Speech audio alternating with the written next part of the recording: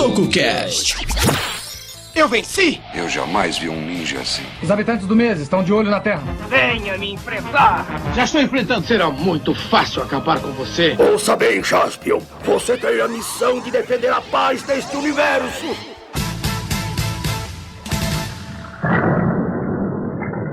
Uma misteriosa e inexplicável força se esconde por trás do nosso corpo.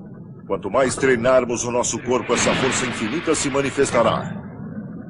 Defensores da luz! Maskman!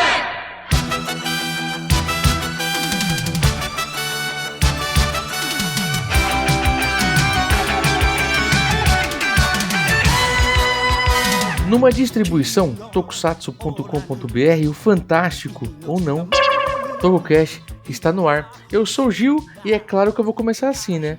Uma misteriosa e inexplicável força se esconde por trás do nosso corpo.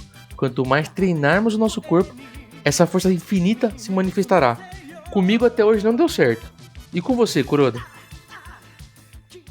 Kuroda, você tá aí?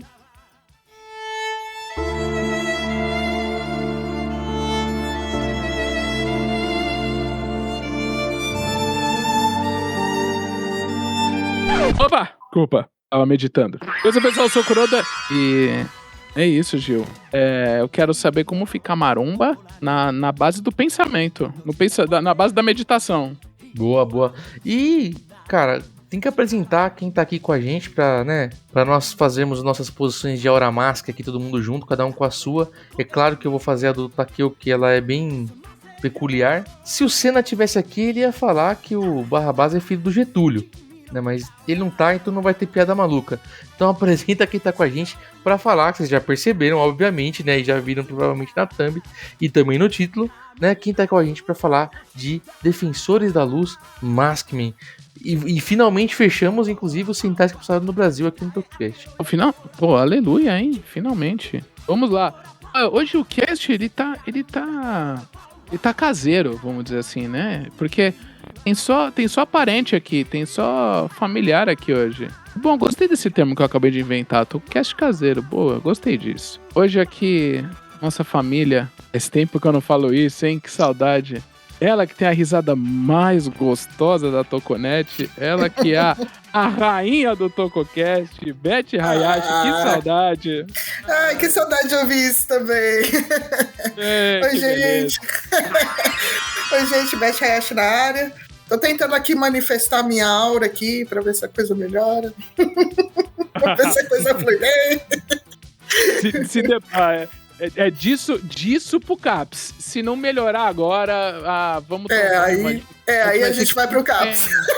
Vamos ficar internado. Putz. Muito bom. Ele também, que é o homem do... Não é o homem do Ra, mas é o homem do Hagestá, o homem da Aura Mask. Temos ele, Jin. Seja bem-vindo. Bom dia a todos aí do cast. E se o Dani brilhou com o cast de Changeman, eu acho que agora chegou a minha vez, né?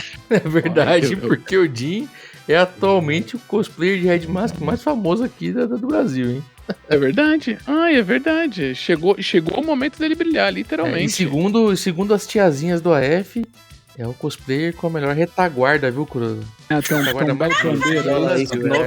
9 e pouco da manhã, o Gil falando isso, meu. Eternizando esse momento aqui no TocoCast. Os glúteos do Jin no TocoCast. Deixa meus tocoglúteos de fora. Tocoglúteos, é só. De fora não, opa. Aura... É bem fora, Aura Glúteos. E já que o Jin falou do Dani, ele é a nossa borboleta irradiada pela luz. Ele que é o Teen Dragon mais famoso do Brasil. Temos ele que tá meio gripadinho, mas tá com uma voz maravilhosa. Dani Tsurugi. Oi, gente, eu sou Dani Tsurugi e tô aqui também na Aura Mask pra ver, porque eu não quero ficar mais ruim não, viu? Olha... Ele tá tentando resolver a gripe dele na Aura Mask. Gente, como é difícil meditar. Nossa, se concentrar. Bem-vindo a mais um cast. Eu quero dar boas-vindas pro Senna. Pronto. Senna, seja bem-vindo onde você estiver. E saudades, se espirrar saúde. E na gravação desse podcast, gente, nós estamos num mês aqui em São Paulo onde tem muito problema respiratório. Eu costumo ter também nesse mês. nariz ruim, garganta ruim, sinusite, amidalite. Então, agora é a vez do Dani. E temos um convidado neste cast, que maravilha. Ele que já participou de TocoCast aqui conosco, não é a primeira vez, mas é sempre muito bem-vindo diretamente do portal, blog, site O Rider e do Mindstorm Produções. O Pix vai cair. Temos ele, seja muito bem-vindo, Rodrigo Pereira. Fala, galerinha. Tô muito feliz aqui de estar com vocês aqui novamente. Muito obrigado pelo convite. E já começo a tecer algumas críticas ácidas à série que vamos comentar, que eu preciso dizer que o poder aura a gente pode manifestar ele diversas vezes. Só esqueceram de avisar pro Mask X1 lá na frente. Verdade, né? Mas daqui a pouco a gente fala sobre isso, é verdade. Tomara que a gripe não seja assim também não, porque já é demais. Coitado. É isso aí, enquanto a gente para ouvir um áudio do Wendel Bezerra, que dublou o Blue Mask, né, Gruda? Fez um áudiozinho pra gente. A gente vai parar pra tomar uma aguinha e já volta. Seja bem-vindo, Wendel. Bons tempos de Maskman, que eu fazia o Blue Mask. Aquela época era muito boa, porque a gente gravava todo mundo junto no estúdio, então era muito divertido. A gente trabalhava sério, mas também, né, tinha muita brincadeira. E eu era o mais jovem ali, né? Eu era o mascotezinho, vamos dizer assim. E hoje, quando eu ouço, né, alguma cena, alguma coisa, eu acho que minha voz até era jovem demais. Não sei se é uma impressão minha, porque sou eu escutando minha voz. Mas era muito bacana poder fazer parte de um projeto que, enfim, que virou um clássico, que foi marcante. E eu adoraria se tivesse um remake e eu pudesse de novo fazer o Blue Mask, mas acho que isso não aconteceria, que hoje, né, minha voz já tá bem mais madura. –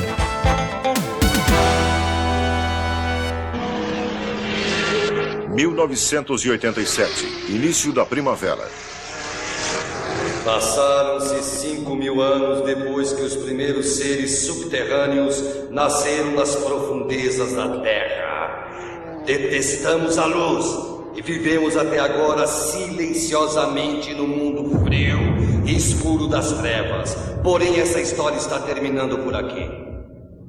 Esse império subterrâneo Tube é um império extremamente magnífico que foi construído pelo nosso rei. Ele conquistará e governará o mundo da luz. Monstro Anagumas, Príncipe Igan, ó nosso grandioso e onipotente rei. Esse senhor respeitoso que nos guia se denomina Rei Zeba, Chefe Barrabás, Fumi, Oiogo, Zeba.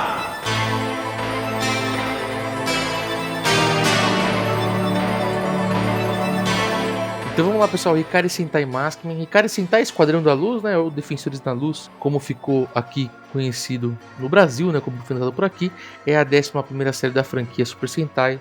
É claro que é produzido pela Toei e claro que foi exibido na TV Asahi. Falei certo, Dani? Asahi, falou! Falei? Aê! Entre 28 de fevereiro de 1987 até 20 de fevereiro de 1988, com um total de 51 episódios transmitidos aos sábados das 18 às 8h30, sempre legal contar esses horários e dias, porque ocorreram muitas mudanças aí que influenciaram muita coisa na franquia, né? Tem um filme também. Não é o filme, vamos falar talvez rapidamente do filme, mas tem um filmezinho também. E antes de nós contarmos aí nossas primeiras experiências com Maskman, cada um de nós, vamos falar um pouquinho da produção e das escolhas, né? Porque o tema central dessa obra, lembrando que cada série tem o seu tema, né?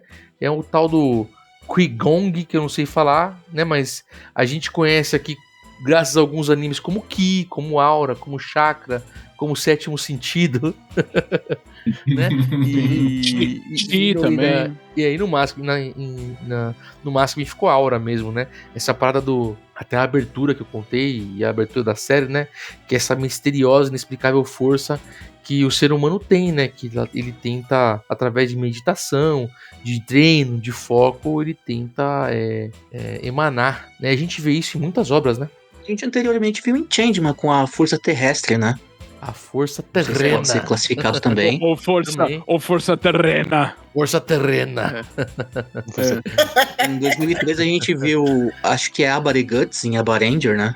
Também.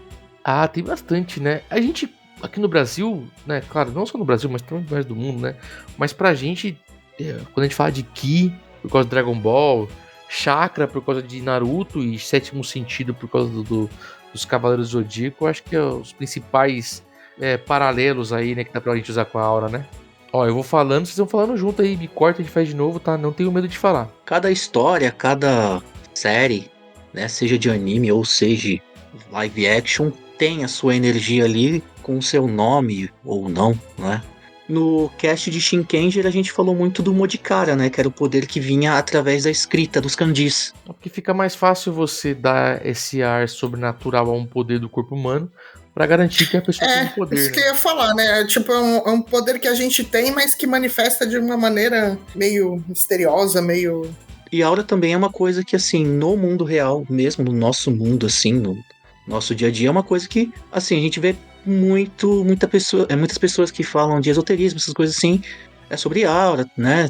Cores de aura, né? Tipos diferentes de aura. Né? Já me falaram isso, Tem isso também. Chakra também, eu já ouvi assim, não desalinha meu chakra. E uma coisa do Maskman que eles também aproveitaram é um pouco dessa coisa budista, né? Então, as coisas das mãos, os símbolos que aparecem, né? Mas isso faz parte da escolha mesmo, viu? Porque o tema surgiu quando o Takayuki Suzuki, né, o produtor lá da Toei, já citamos aqui bastante ele viu uma foto de uma pessoa em posição de meditação. E aí quando se fala em meditação, você já linka o budismo, né, cara? Principalmente as estátuas do Buda e tal, né? O budismo tem muito essa parte de meditação, né?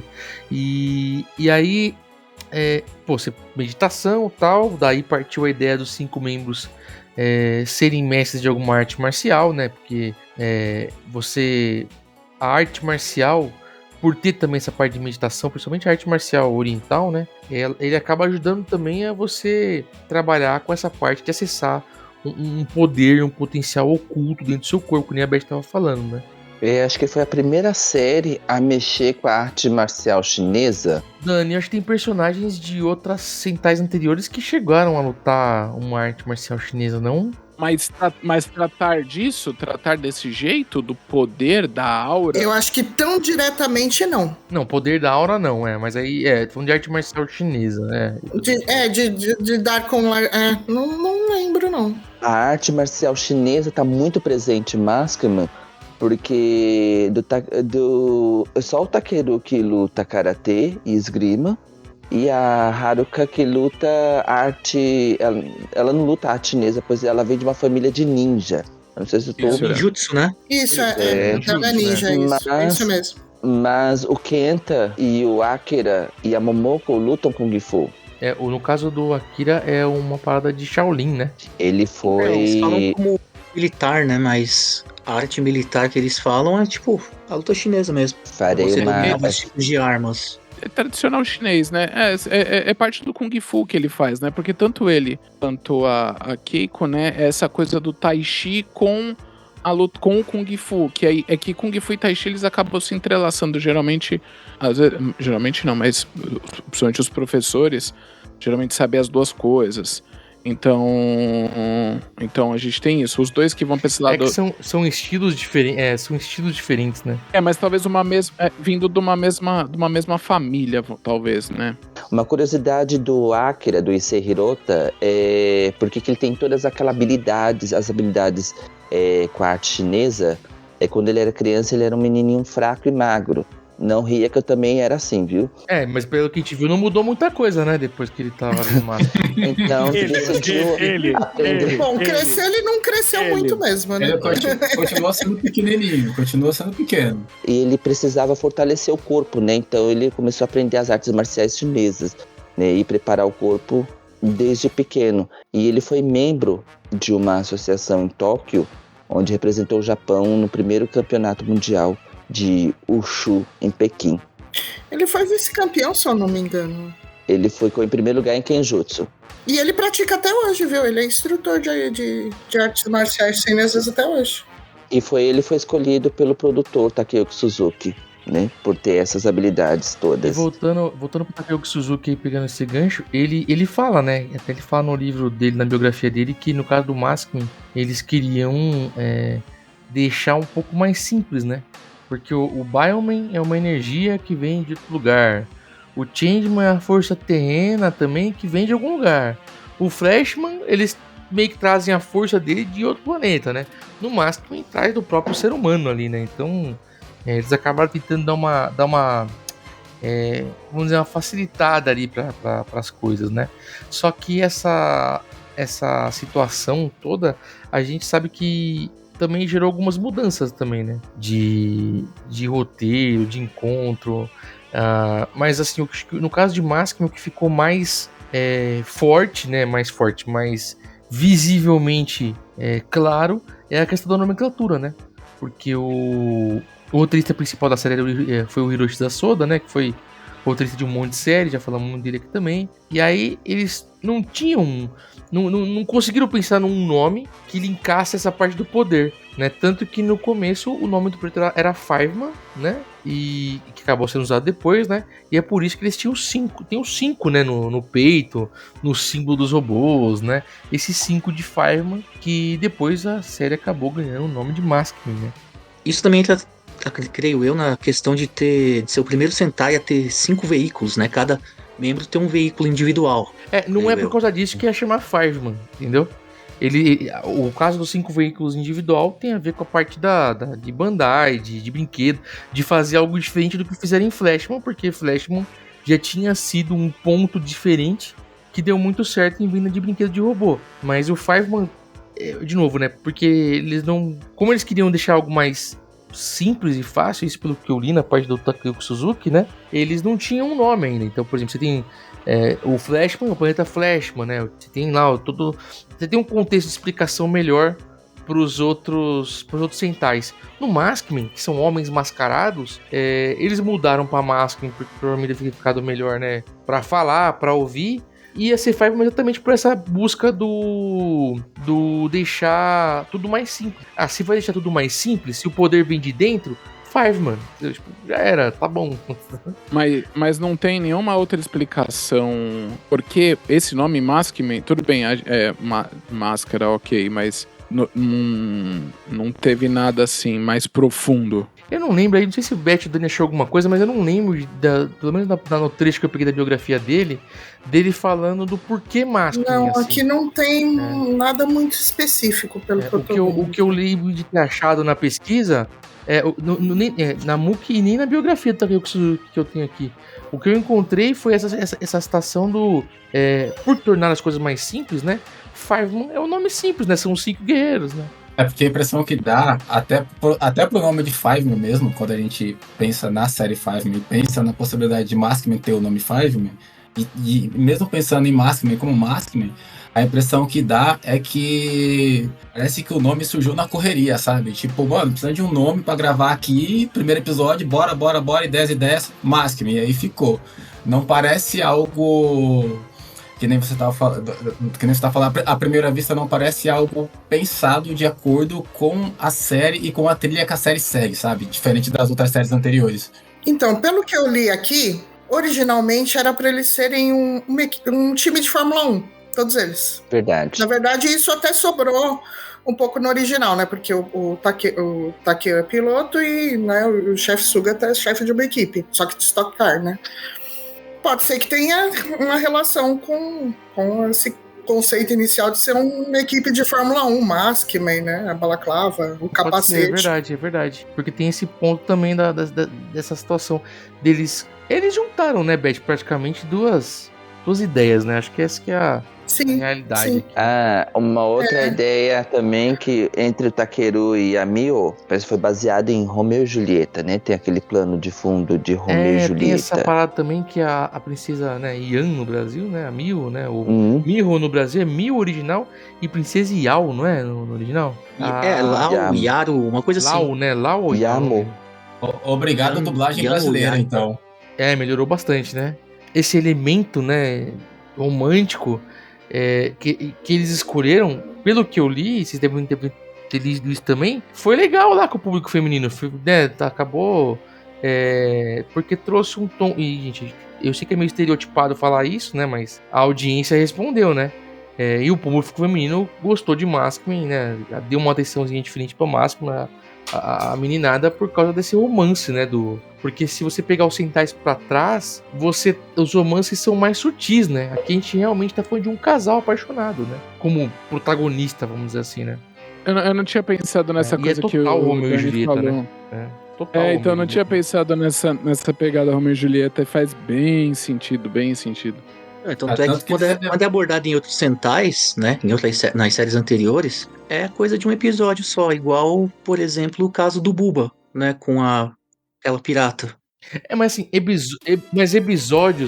episódios com romances tem quase todos, assim. Se não, um episódio ou outro tal. Mas só que a coisa nunca vai pra frente, né? É só naquele episódio. Tem um climinha e tal, mas não vai pra frente. É uma história que acompanha todo o plot, né? Toda a série, né? Não é só um especialzinho de um episódio, né? A paixão de fulano. Que inclusive nessa série teve bastante, né? Porque nessa série você tem o Takeo com a Miho e você tem o Kenta, que teve uns 5 namorico na série, né, cara? Sim. A Momoko com o Blue Flash. Olha que interessante. O caso de amor da Momoko aqui é o Blue Flash, né? Isso. O ator que fez o Go. E o Takeo não foi também o amor da Sarah ou da Lu no Flash? Não. Ele fez amizade com o Green Flash. Entre muitas aspas, ele foi o amigo do Dan, né? Mas tem uma série. Qual série que ele faz um cientista? Fiveman. Em Fiveman, né?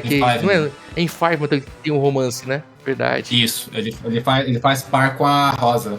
Com a Rosa, é verdade. E aí que tem um detalhe interessante. O caso do Ryosuke Kaizo em outras séries, né? Tem essa questão também dele ter esse affair com a Five Pink em Fiveman. E aí você tem lá em Dairanger um episódio em que tem um monstro que a forma humana é interpretada pelo ator. Que, assim, um detalhe que nas produções de Dairanger, esse episódio seria uma homenagem, já que teve esse caso também em Maskman, né, do monstro se apaixonar sempre pela Rosa e ser um ator já conhecido, que foi o que aconteceu aqui também. Eu não sei se é homenagem, sabe? A impressão que eu tenho, e a gente percebe muito isso quando a gente estudou um pouco dos roteiristas, é que os caras reciclavam coisa pra caramba, né, velho? Se você pegar as séries da década de 90, você vai ver todas as séries têm episódio com dança, todas as séries têm episódio com música, todas as séries têm episódio com futebol, com beisebol. Os roteiros se repetiam muito nessa época. A Rosa fazendo disfarces, né? E falando em algo que se repetiu, como o Jim contou, o Great Five, que é o robô, são 5 mechas, pela primeira vez são 5 mechas combinando. E aqui, que se repete de Flashman, depois segue a questão de ter mais de um robô, né? Aqui tem o Galaxy Robô, que é quase a mesma coisa que o próprio Titan Jr. ali, né? Que faz meditação na chuva. Porque esse robô aqui, ele é um robô com emoção, com vida, com sentimento, né? E com a mão maior do que a nossa mão aqui. Mãozão. Fala aí, Rodrigo. É legal porque nessas séries, quando esses itens eram novidades, né? O segundo robô, você tinha todo um plot, né, de como esses robôs apareceriam. Às vezes eram episódios. No caso de Flash, mas se não me engano, acho que foi uma tríade ou um grupo de 4 episódios. 5, mais um arco. No caso do Maskman, é uma dobradinha. Você tem todo um clima para aparecer o segundo robô, e aí quando a coisa foi acostumando ao longo das séries, isso foi se perdendo. Às vezes o segundo robô aparecia porque sim, era um segundo robô que estava ali e vamos que vamos. E não tinha uma explicação ou um plot para fazer, né, aquele segundo robô aparecer. Você até tocou num ponto interessante que, assim, como tem essa questão dos anos 80, anos 90, sempre tem essas questões de reciclagem, né? A história do Robô Galaxy é mais ou menos, acho que uns 15, 20 anos depois, em Go Busters, né? Tem um robô que entra praticamente lá no final da série, que a história seria praticamente a mesma, né? Que um cientista criou. Esse robô acabou criando esse robô, ele acabou falecendo, ele acabou meio que ficando em posse da filha, que é mais ou menos o que aconteceu ali com o Robô Galaxy. Em Robobuster a gente teve um caso em Tategami Zord, uma coisa assim, um leão que é um Zord, né? O Five mantém isso aí, só que o Five mantém isso, só que os pais estão vivos no final, né? Mas também tem um lance parecido também, dos pais terem criado os robôs e tal, aparece outro robô. Coisas de roteiristas, né? Porque falar em roteirista, a gente tava falando de Hirohisa Soda, né, que em Maskman dos 51 episódios, ele escreveu 35, né, então ele dominou boa parte, ele foi principalmente o da principal, segunda. né? É o que a gente chama de roteirista principal, né, que cuida da linha toda do roteiro. Um negócio que vocês estavam falando sobre reciclagem, que aí do nome, que era pra ser Fiveman e tal, curiosamente a nave dos Maskmen se chama Turbo Ranger, né? Turbo Ranger. É verdade, depois usado também. Que causa até uma estranheza quando você conhece.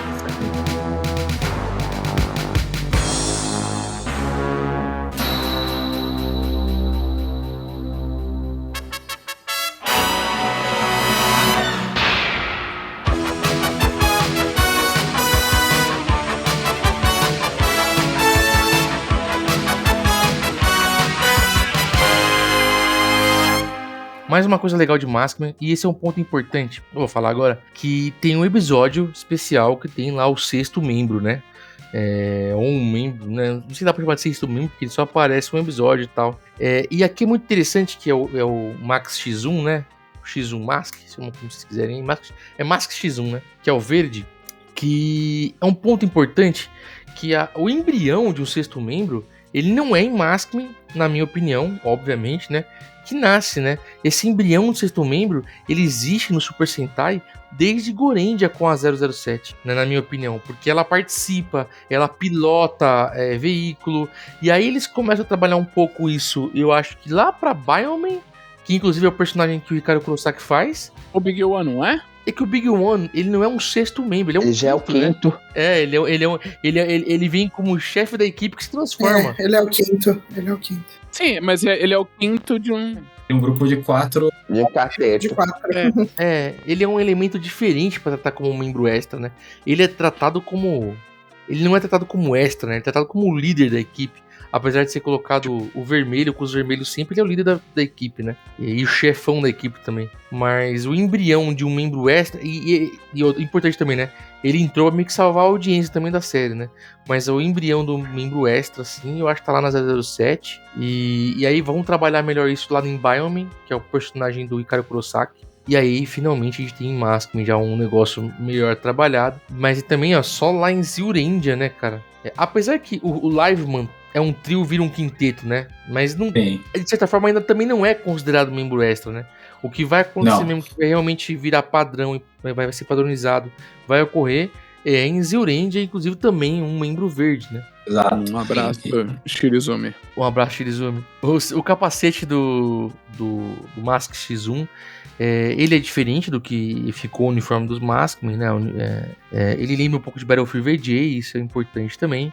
E assim, eu não sei se isso é verdade, até perguntar pra vocês que dizem que esse seria o visual original de Maskman. Seria mesmo ou só deram um jeito lá pra botar o personagem e inventar alguma coisa na hora? Então, eu li na Tokunet há uns anos atrás que realmente o visual do Mask X1 foi aproveitado. O visual do Mask X1 seria o primeiro visual que foi reprovado para Maskman. E naquele episódio, aquele visual foi aproveitado para trazer o sexto membro, já que o sexto membro participaria de um único episódio. Porém, eu não tenho certeza das fontes, né? Se isso realmente é válido, se é uma lenda da Tokunet, entendeu? É que na série ele é apresentado como se fosse um protótipo dos Maskmen. Ele é apresentado como o primeiro membro, né? Ele entra pro grupo antes do Takeo. Eu peguei um texto de uma fonte... Sim, ele seria o primeira cobaia aí do Sugata.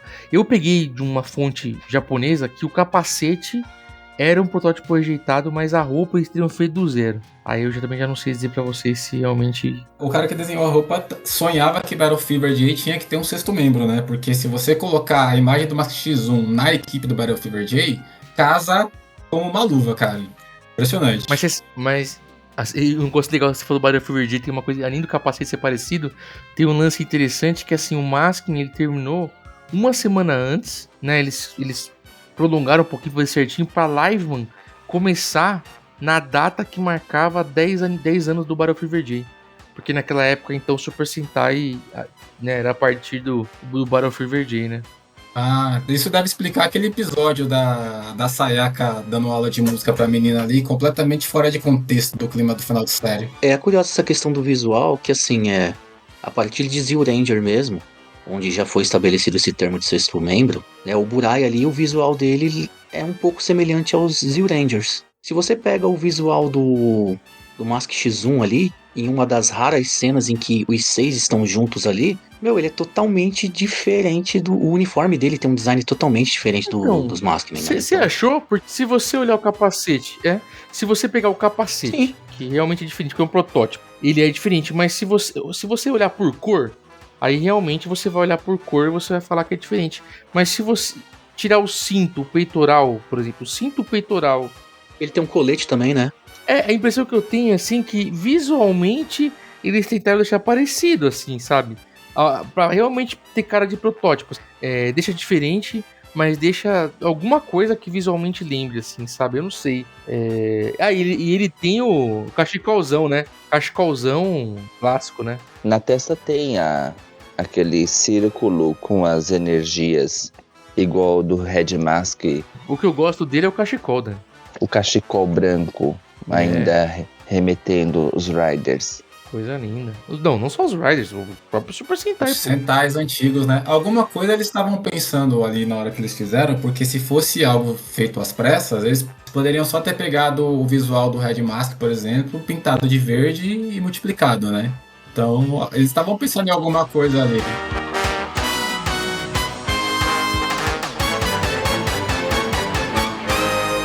Tem um detalhe interessante que o Rodrigo falou que me fez lembrar também, que assim, 10 anos depois, né, teve o Mega Ranger ali e a gente teve o Mega Silver. Nossa, eu pensei a mesma coisa ali na história mesmo... Oi? Pensei igualzinho você. Porque assim, na história de Mega Ranger, ali é o traje zero. Então, tipo assim, a roupa é toda neutra, as cores são... E no caso deles é a mesma roupa, né? Sim, a mesma, só que assim, é como se fosse... Como é que eu posso dizer, meu? Sei lá, é branco. Um protótipo, né? Ao mesmo tempo que ele parece, ele não bate. Parece algo inacabado. Tanto que assim, a história é um pouco semelhante. Apesar de ser mais bonito. De longe parece, sim, mas quando tá de perto não parece. Que mais? Vamos pensar aqui. Uma coisa legal também no Japão, além de brinquedo, né, conhecido e tal... Mas que também aparece em mangá, como quase todo Super Sentai, né, cara? Isso é legal citar também. Cara, tanta coisa ali. Eu queria estar... Vamos aproveitar e falar um pouquinho do cast rapidamente. A gente falou já de alguns atores, né? Mas tem que falar do chefe Sugata, né? O chefe Sugata, o Tony Hayato, cara, ele é muito conhecido no Japão, né? Acho que ele tá vivo ainda, não lembro agora. Ele fazia Sim, ele tá vivo. O Shima Tatsuhiko em Key Hunter. E Key Hunter, gente, eu tô assistindo sem legenda, me dá desespero, mas tô assistindo.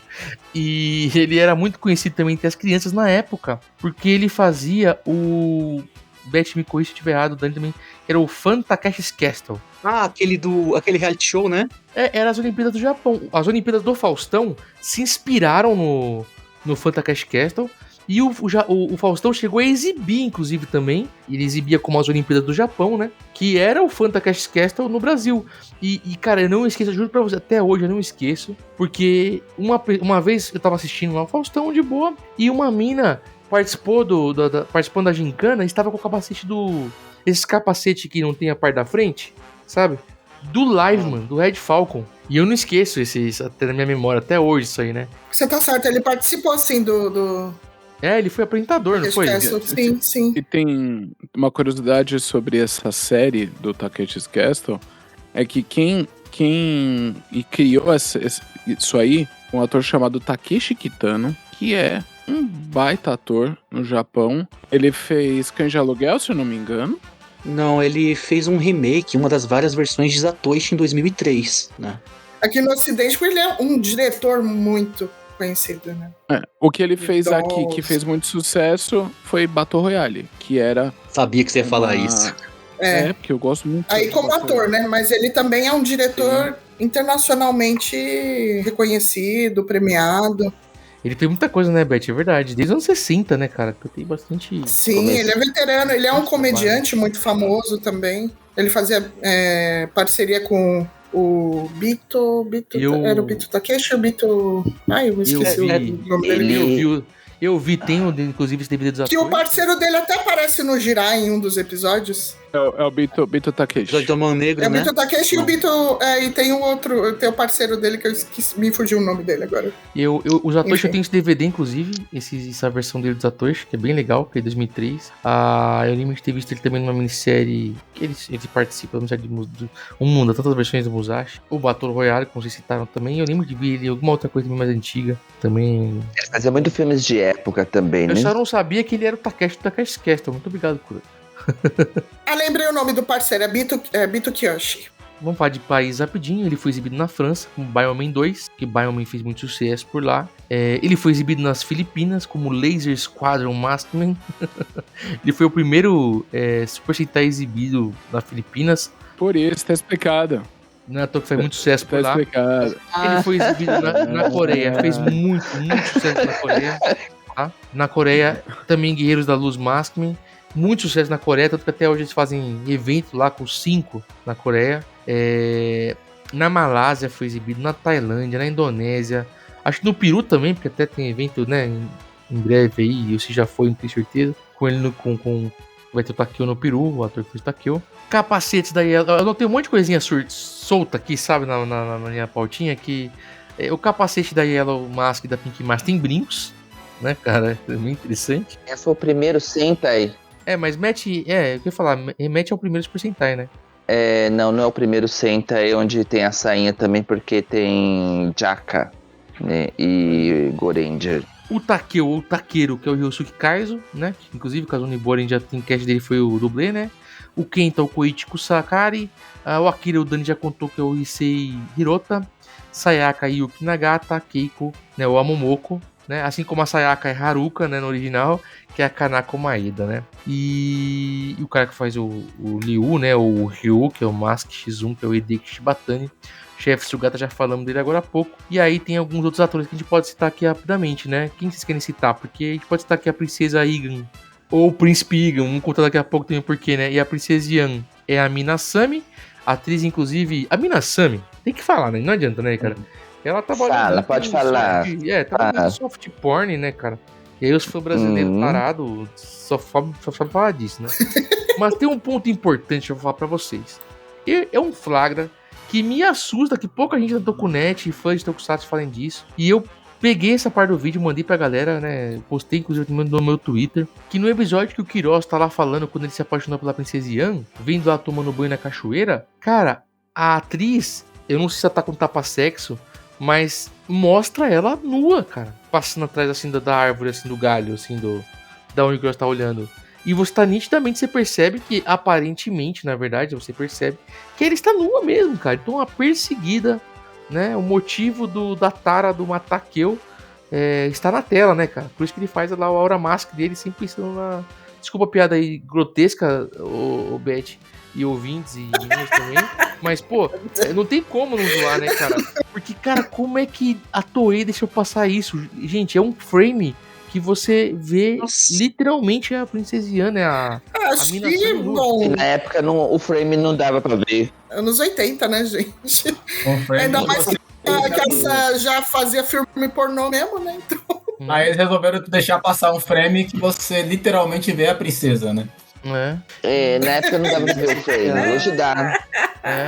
Eu acho que não vamos citar o nome de todo mundo também, que não vamos ficar aqui um tempão também, né? Vamos falar de participações marcantes, né, que é melhor, mas é legal citar quem que é o Oyobo. O Oyobo, inclusive, que é o The Flash aqui da brincadeira, né? Quem é o Oyobo? O mito. A lenda. O homem, o X. O X. Não, o X é o Kuroda. Yoshinori Okamoto. Isso aí. Yoshinori Okamoto. Ele fica olhando com aquele olho lá, tipo assim, que vai te comer, sabe? Tipo, dá medo. Cara, sabe o que é foda? Que assim, a gente, claro, pra gente marcante é o Buba, né? Óbvio. Que também é só os olhos e interpretação, né? Linguagem corporal, né? Aqui ele faz o Oyobo. No Flashman ele faz o Galdan, né? O amigo lá, o brother do Kaura, né? O parceiro do Kaura. E aí, cara, já tô indo explicado o quanto que esse cara era bom, né, velho? Que deram um baita de papel marcante pra ele no Sentai seguinte, Live, né, cara? Nossa, no live ele arrebenta. Arrebenta e aí mostrando o rosto. Aí resolveram tirar a máscara dele. Você vai interpretar agora. Um dos principais do live também tá no Maskman, né? O Yellow Lion. Yellow Lion é Kazuhiko Nishimura. Nessa época sempre tem, né? Que a gente tá contando, sempre tem um personagem de um Sentai anterior ou posterior apareceram, né? Inclusive, ele tá num episódio que quem protagoniza é o Kenta e o antagonista do episódio é o próprio Yubo, né? A corrida do Yobo, se eu não me engano, eu achei que ele era um dos desenvolvedores do Jato Canhão. Eu achava que era ele, né? Que tinha problema de respiração e tal. Eu acho que o cara que tem problema de respiração é outro. Eu acho que ele tá no episódio... Eu posso estar enganado também, tá, gente? Faz tempo que eu assisti. Eu não reassisti a série, admito. Mas como eu assisto ela todo ano, então não tem muita coisa fresca na minha cabeça. Mas eu acho que ele tá no episódio... Ele é o ex-corredor que não corre porque ele machucou a perna num acidente. E aí a grande corrida de Yobo. A grande corrida de Yobo. Eu acho que ele tá ali. Que você citou o Jato Canhão. Vamos até aproveitar e falar rapidinho dele, porque é capaz de falar no plot esquecer. Mas episódios bem legais, né? Inclusive, eu achei bem legal trocar bomba projétil pro Jato Canhão. Achava bem legal quando o Red Mask, acho que aconteceu com o Black Mask também, chegava voando no Jato Canhão, né? Mas o Jato Canhão eu achava muito mais legal do que o Jet Cannon, né? Do que o bomba projétil, cara. Eu achava um saco daí ficar carregando. Ver o Red Mask com aquela mochila, né, velho? Aquela mochila, né? Mochila quadrada. Perfeito. Muita coisa acontecendo aí. É assim, Gil, o Maskman, se você for parar pra pensar, né, e dar uma enxugada, ele é cheio de arcos. Porque você tem esse arco Você tem o primeiro arco ali, os 3 primeiros episódios, que pra mim, na minha opinião, soa com o episódio final, né, com o castelo subindo na superfície. E aí você tem o arco do Great Five com a estreia do Robo Galaxy. Passam poucos episódios e já entra o arco do Jato Canhão com a estreia do Kiros também. E mais pra frente tem o Power Up dos vilões, né? Uma coisa que a gente viu em Flashman. Né? E depois é só Kiros indo atrás do lendário monstro subterrâneo, que é uma coisa que a gente vai falar mais pra frente aí no cast.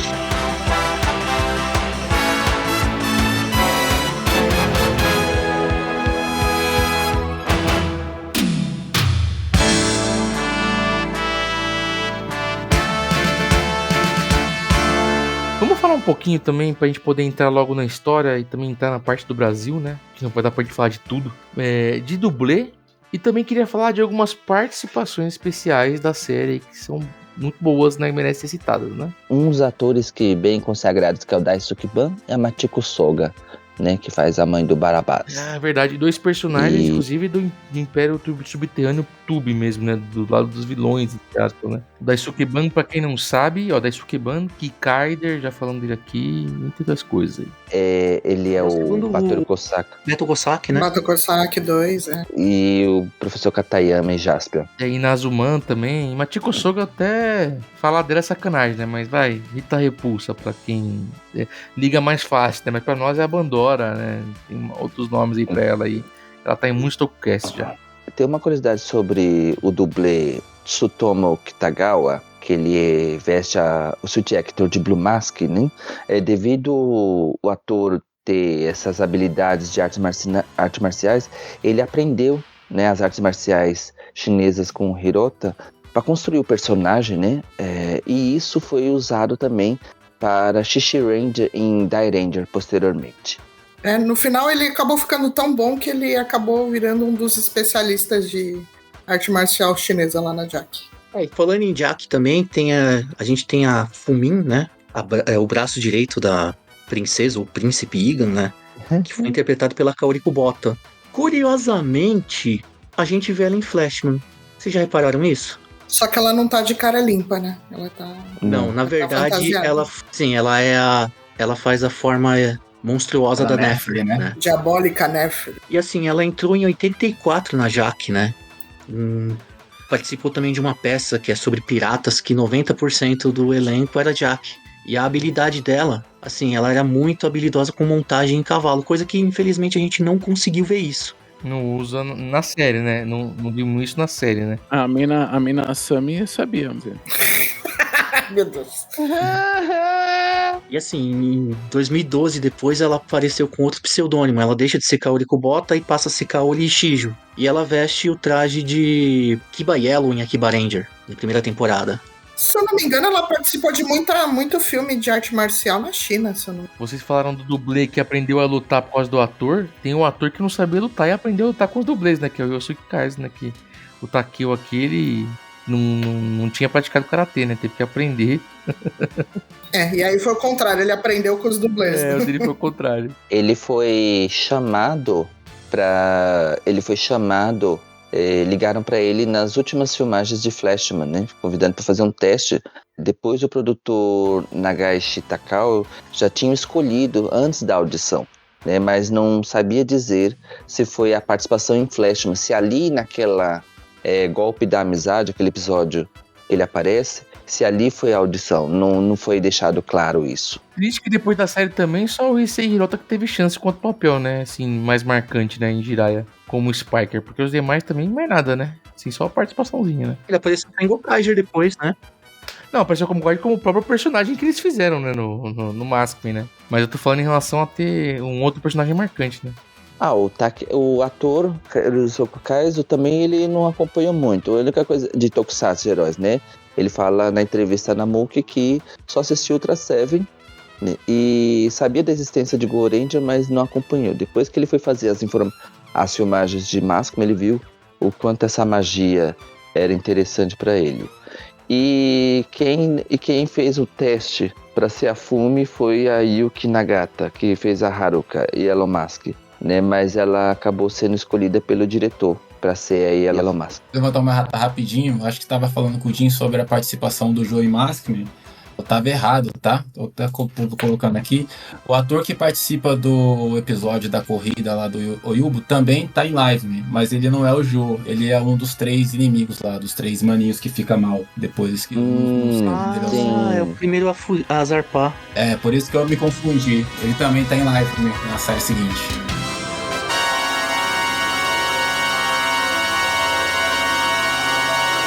Abriu novos heróis na manchete. Ele veio de uma galáxia distante para defender a paz. Sylvain. 5 guerreiros criados secretamente para proteger a humanidade. Maskman. Homem mutante, lutador implacável. Black Kamen Rider. Versão super-herói. Aventuras inéditas.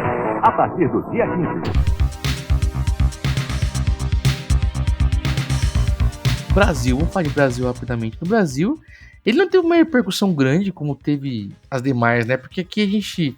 Lá no Japão, eles já estavam acostumados, já tem um todo ano, né? Aqui no Brasil, o Changeman e Flashman foi tão forte, né, cara? Que Maskman, por ser um pouco mais fraca, acabou ganhando essa menos atenção dos brasileiros, né? Eu já não acompanhava mais. Eu era adolescente, eu já achava que não podia mais acompanhar. Não, mentira, Nossa, eu comecei sério? a trabalhar e estudar, não dava pra ver nada. Eu comecei a trabalhar e estudar. Eu já era adolescente, eu já não acompanhava mais mesmo.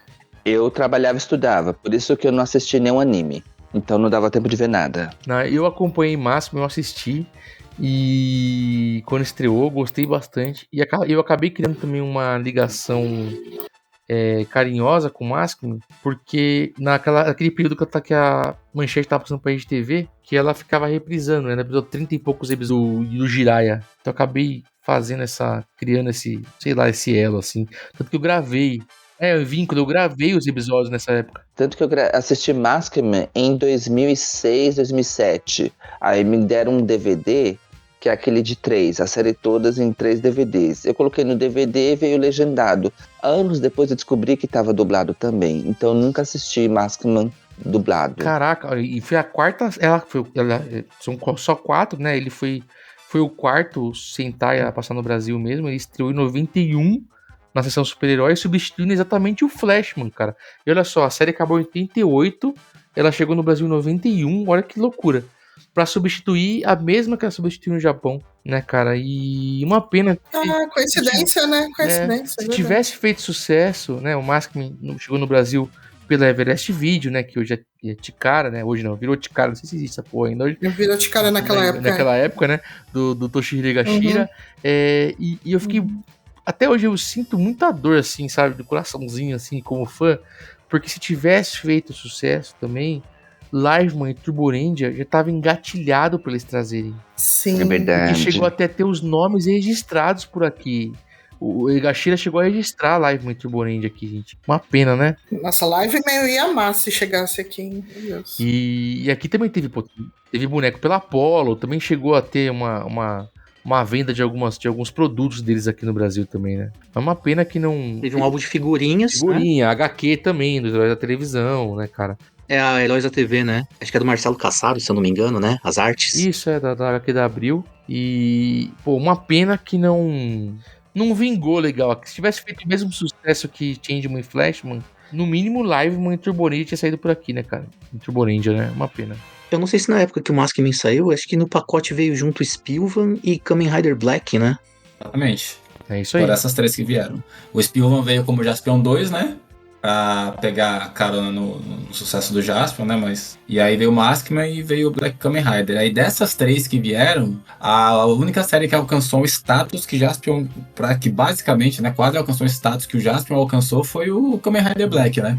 Cara, uma coisa legal é que, mais uma coincidência assim também, o Maskman virou Bioman 2 na França e o Spilvan virou Jaspion 2 no Brasil. Apesar que só título de venda, né? Porque acabou ficando Spilvan mesmo na dublagem e tudo, né? E aqui também teve mudança de nome, né? O Taqueiro virou Taqueu e tal, né? Os demais nomes que a gente viu. Igan. Ela é Igan, né? E na França também. Não é ela, não. É a outra. E na França... A Ian, Mio? né? A Mio, que é Miho. É Ian ou é Yao? Na França também aconteceu a mesma coisa, né? O Taqueiro virou Michael, o Kenta virou Kent, o Akira virou Alan, a Haruka virou Helene e a Momoko virou Bárbara. Também rolou essas paradas também, acho que nas Filipinas também. Mas o melhor é Filipinas, né? O melhor é Filipinas. O Taqueiro virou Michael Joe, o Kenta virou Leonard, o Akira virou Adrian, a Haruka virou Heloísa e a Momoko virou Mary Rose. Não. Ainda bem que a Alamo sabia o que fazer. O chefe Sanjuro Sugata virou Samuel Sugata. Samuel. Que coisa linda. Sam Sugata.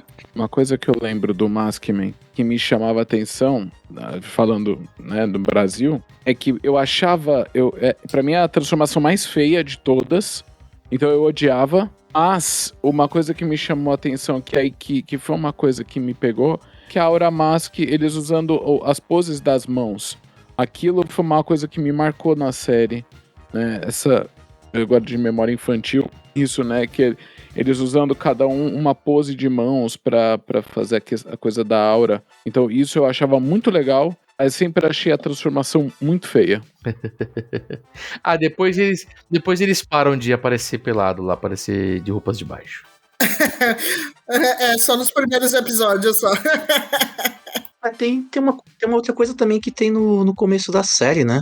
Que depois acho que do 10º episódio, não sei qual episódio, é meio que largado de lado. Porque os monstros no começo, geralmente vinham 2, e os 2 se fundiam em um. E depois isso a série deixa a Deus dará. Eu assisti a série quando ela saiu e quando começou a passar na Rede TV eu acompanhava também direto, porque nessa época eu já tava ali já tinha saído da infância e tal, e é uma época até que marca pra mim bastante, porque tipo, Tokusatsu foi uma coisa que eu sempre assisti em família, minha tia, meus primos, meus irmãos, a gente sempre assistiu em família, todo mundo gostava, né? E nessa época, depois que passou essa temporada de Tokusatsu e o Maskman começou a passar na Rede TV ali pra tapar buraco, basicamente era só eu que assistia Tokusatsu e continuava assistindo. Então me marca bastante por esse fato, né? Aos poucos as pessoas foram deixando de curtir, fazer outras coisas, e eu continuei lá até que eu fiquei sozinho assistindo Maskman, Spilvan, enfim. Ninguém mais assistia, era só eu que assistia. E eu queria falar um pouquinho de dublagem. É claro que não dá pra começar a falar de dublagem sem falar eu tô cansado, né, cara? Porque isso aí marca muito. Inclusive, queria que o Rafa colocasse aí. Eu tô cansado. O Oklamp lá, o Gyodai.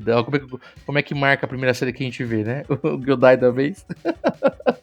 Que deixa os monstros gigantes. Né? Cara, que maravilhoso quando a dublagem fala, eu tô cansado. Muito bom. E aí, dublagem. Vamos falar um pouquinho como foi dublado no Brasil, né?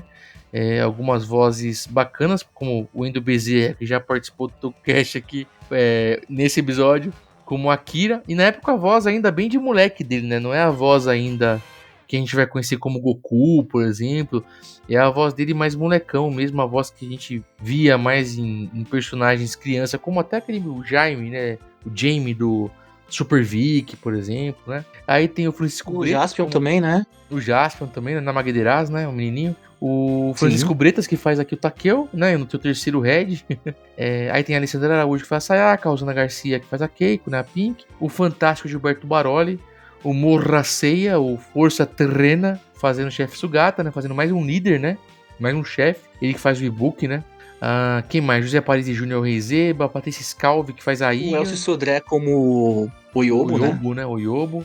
E o Walter Breda, que faz o Barrabás e faz o Oclampo também, inclusive. Aí eu queria falar uma coisa sobre a Igan e a Ian, né? Porque no original, faz parte do plot, você só descobre que o príncipe Igan é uma mulher depois, né? Mas aqui a dublagem manda um spoiler do caramba. A dublagem acabou com o suspense. Exato. Mas aí depois eles passam a tratar ela como mulher mesmo. Assim, tem um detalhe no filme, né? Que pra mim, assim, é um episódio normal. Que é a personagem daquele filme, que é uma sereia, né? Dá a entender que ela meio que tem uma paixão pelo Igan, né? Mas aí, seja homem ou seja mulher, gosta do que quer, né? Isso aí faz parte do jogo. Mas né? fazia parte do suspense, né? Porque no Japão, até um certo ponto, ele, né, era o príncipe Igan, depois que, né? Que aí, num certo episódio, se revela que é na verdade, uma mulher. Quem vai derrubá-lo sou eu, a princesa Igan! Só que aqui foi a princesa Igan praticamente o tempo todo.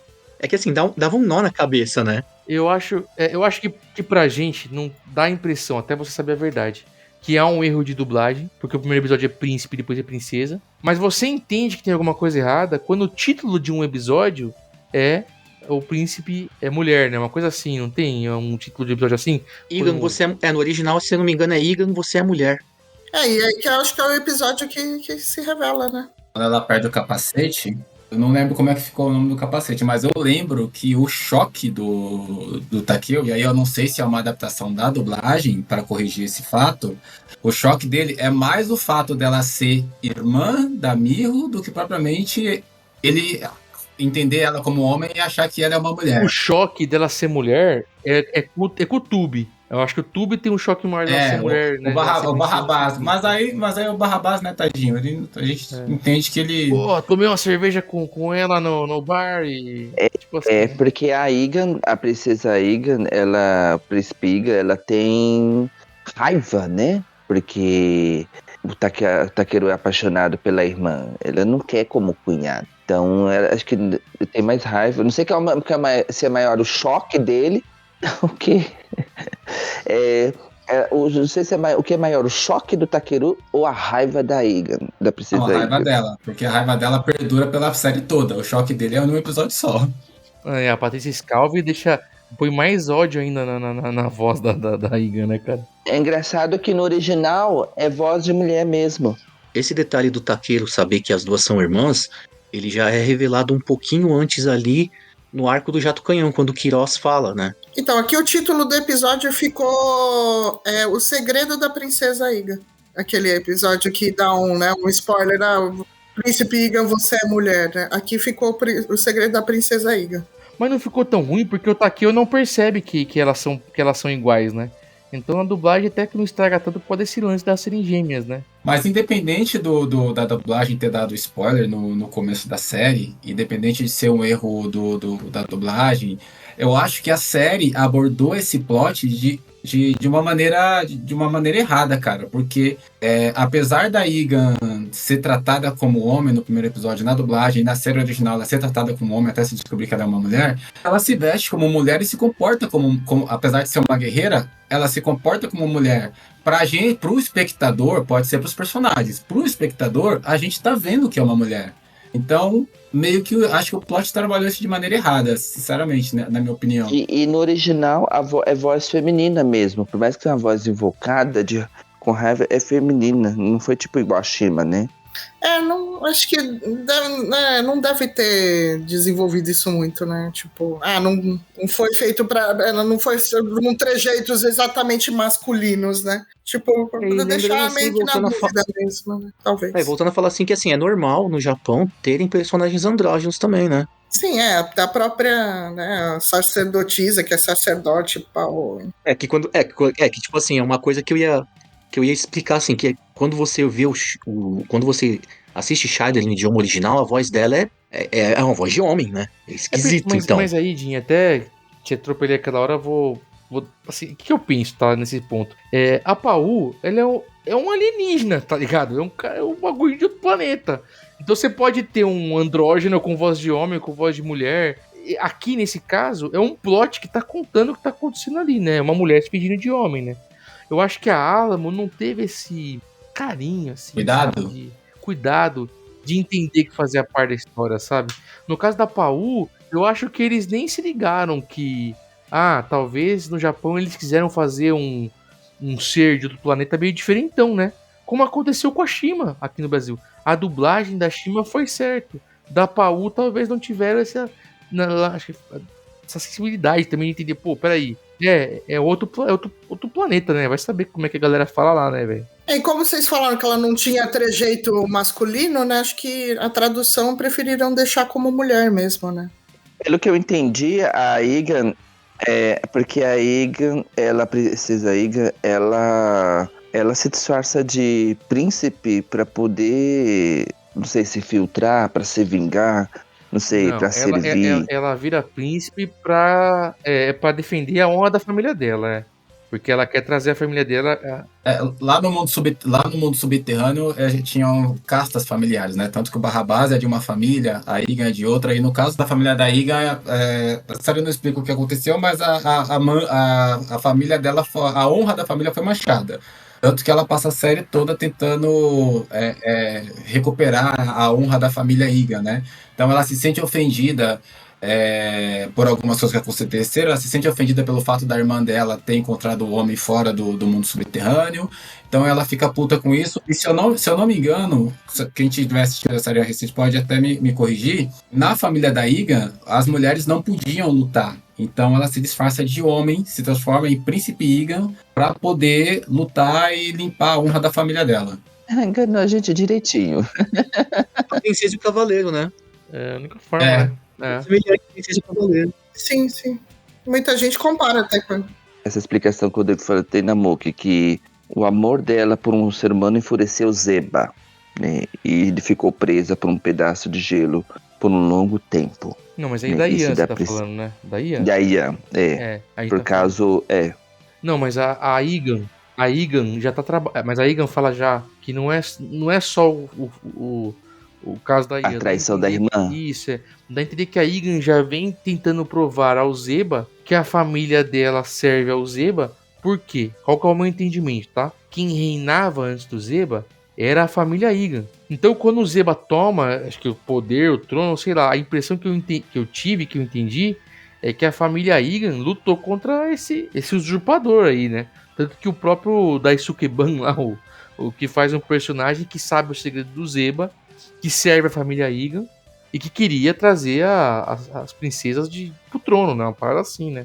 Há uma parte do Império Subterrâneo Tube que é contra o Zeba. Não considera ele o verdadeiro rei, né? Do Império Subterrâneo. Então, é uma parte que, assim, mais amplo aí, pra né? mim é um dos poucos detalhes que a série não soube aproveitar, né? Alguns personagens que apareceram durante a série não foram aproveitados, mas assim, poderiam ter mais participação, né? Poderiam ser fundamentais pra isso. Essa galera do Império Subterrâneo, que é os bonzinhos ali, né? Vamos dizer assim, eles só vão ter uma participação mesmo, assim, ali nesse episódio desse guerreiro aí. Quando aquela galera começa a achar que o Akira é o. Que o Akira é o espadachim lendário, né? Espadachim, o Nas. O Nas, é verdade. Deixa eu aproveitar e puxar pra vocês aqui um plotzinho básico, exatamente pra gente continuar falando da história, porque o Sugata, ele era um estudioso dos poderes da mente, né, cara? Ele descobre o Império Subterrâneo Tube, ele descobre que havia essa possibilidade de uma tentativa de golpe na Terra, na galera da superfície, né? E ele começa a estudar, inclusive o outro tiozão lá que construiu o Galaxobo, começa a estudar o poder áureo e a criar também equipamentos para poder servir os defensores da luz, né? Os defensores da luz de Ikari Sentai. E quando a gente fala defensores da luz, né? a luz é o superfície, né, cara? Então você tá vendo que é a luz do sol, né? Acho que a luz, essa aqui é a ideia do Hikari aqui. E uma coisa legal é que o Sugata é cheio do dinheiro, né? Ele tem uma ajudante europeia que some na série. E uma outra verdade. Com ele, né? Ela não tem nenhuma origem dela. Eu pesquisei, mas não achei. Ela é americana. E o Sugata cara, se não é ele também ali, a Terra tava ferrada, né? E aí, como ele junta esses caras aí, coincidência de roteiro também, né, gente? Vamos ficar preocupados com esse tipo de coisa, porque é uma série pra criança, né? Mas o cara que ele conhece e vê ele com grande potencial, que é o Takeo, tem toda uma história muito bonitinha entre os dois ali, né? De Desing, né? Criança, No do Desing eles contam essa história. E aí, cara, coincidentemente, né, de novo, né? Faz parte. Esse mesmo cara se apaixona por quê? Por uma princesa do Império Subterrâneo Tube, né, cara? Que tava trabalhando como espiã na superfície, né, cara? E que queria contar a verdade pro Takeo, né, em um momento ali, né? E aí que começa a desenrolar a merda, mas também começa a desenrolar o plot, né, que os preparados para enfrentar o Tube foram enfrentar o Tube na chegada do Império ali, né? Por um susto gigantesco do Império Tube, né? Parece que eles não sabiam nada da superfície, né? Não, é porque na verdade quando descobriu-se a traição da Princesa Yan, o Zeba falou, quer saber de uma coisa? Parou com essa parada, vamos todo mundo lá pra cima e vamos botar o pau pra torar. E aí resolveram chegar de vez, né? Eles abriram a mão do elemento surpresa, de preparação, de tudo, e é agora, vamos que vamos. E aí o máximo já tava pronto, né? Só não contavam com a muleta da Princesa Yan, que dá uma sorte do caramba pro Takeo, né? Além de ajudar o tempo todo. Não, engraçado é que a Príncipe Igan, ela tem uma... Entre eles, isso é talvez uma fórmula, né, que acontece no lado inimigo do Super Sentai. Rixas entre eles, isso começa de Dynama pra cá. Tanto ela como o Barabás, eles ficam se enfrentando pra saber quem é o melhor. E o Barabás, ele provoca muito ela. Parece muito louco num episódio do Super Ninja, né? Que eles ficam apostando quem vai ser o braço direito, quem vai ser o Super Ninja.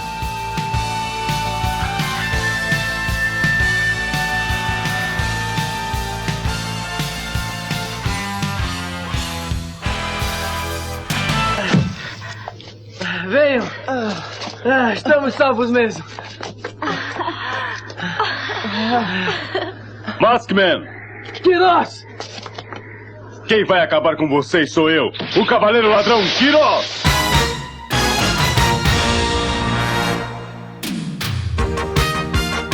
Gente, vamos continuar falando da história, né? Dos arcos. Eu acho que a gente pode... Cara, é difícil de ficar...